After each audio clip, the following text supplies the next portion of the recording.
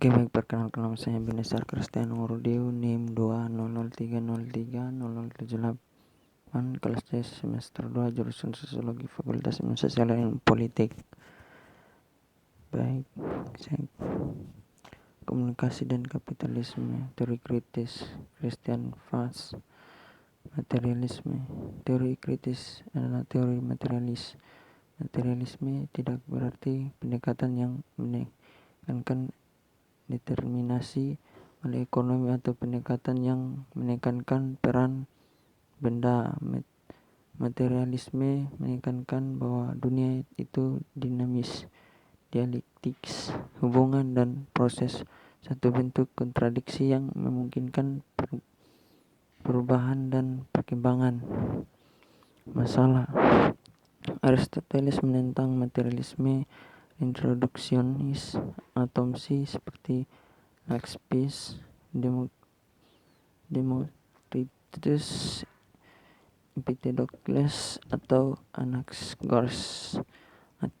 Atomisme mereduksi semua makhluk menjadi atom sebagai zat utama. Aristoteles melihat materi finite berdiri dalam hubungannya dengan bentuk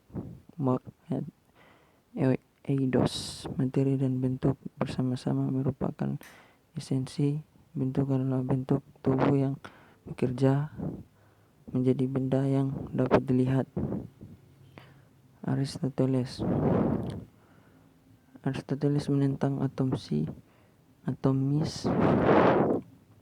konsep reduksionis, materi totalis yang muncul dari hubungan dan sinergi dari bagian tidak reduksibel kepada mereka, yaitu seluruh adalah lebih dari jumlah bagian-bagiannya. Aristoteles adalah salah satu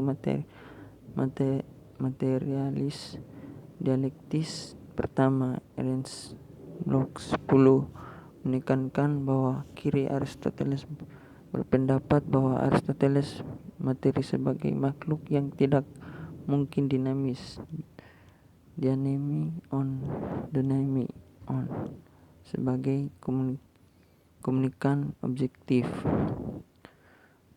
Selanjutnya mendefinisikan ruang dan waktu. Ruang dan waktu adalah dua dimensi utama dalam organisasi materi. Ruang adalah berikutnya satu sama lain dari unit materi. Oleh karena itu kita katakan ada dalam jarak spesial tertentu dari B atau sesudah D. C terjadi sebelum itulah unit materi setelah satu sama lain. C terjadi sebelum atau sesudah. D waktu berkaitan dengan perubahan bentuk materi tertentu. Waktu adalah hal bentuk eksistensi karena waktu tidak statis tetapi dinamis. Waktu berubah bentuk. Di satu sisi, satu bentuk materi dapat dalam jangka waktu yang lebih lama berubah menjadi bentuk materi organisasi yang baru. Ekonomi dan masyarakat Bourdieu kontramodel seperti teori postmodern atau teori sistem juga. Mereka menyatakan bahwa budaya atau politik bentuk masyarakat super sistem dampaknya adalah peran ekonomi, kelas, dan tenaga kerja dalam masyarakat diabaikan atau diremehkan. Pendekatan semacam itu seringkali juga memberikan analisis multifaktor yang mendalikan bahwa semua subsistem masyarakat sama pentingnya. Dialektika produksi dan komunikasi. Komunikasi, peran produktif komunikasi dalam masyarakat. Dialektika subjek dan objek. Menurut Lux, kerja dan produksi adalah model untuk makhluk sosial. Oleh karena itu, komunikasi dan bahasa manusia juga didasarkan pada model ini, juga menemukan ekspresinya dalam produksi dan reproduksi. Hubungan sosial dengan penerapan bahasa dalam komunikasi adalah bentuk tertentu dari posisi teleologis yang mengatur posisi teleologis. Komunikasi sebagai suatu kompleks tidak terletak di luar ekonomi, politik, dan budaya, tetapi merupakan bagian yang melekat dari semua proses produksi di semua substansi masyarakat. Akumulasi modal dan kelas kapitalisme. Kelas adalah hubungan sosial dan kekuasaan di mana kelas yang tereksploitasi dipaksa untuk memproduksi dengan cara yang tidak dimilikinya barang-barang yang tidak dimilikinya. Kelas dominan memiliki alat-alat produksi dan hasil yang dihasilkan.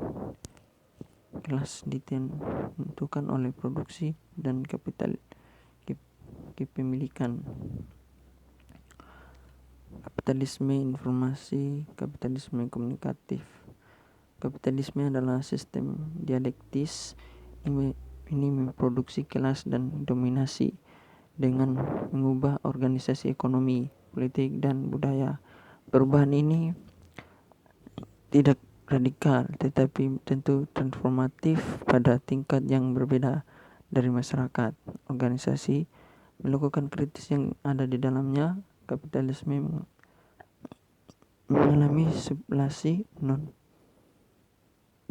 fundamental yang melestarikan struktur fundamental kapitalisme dengan masyarakat di tingkat atas organisasinya.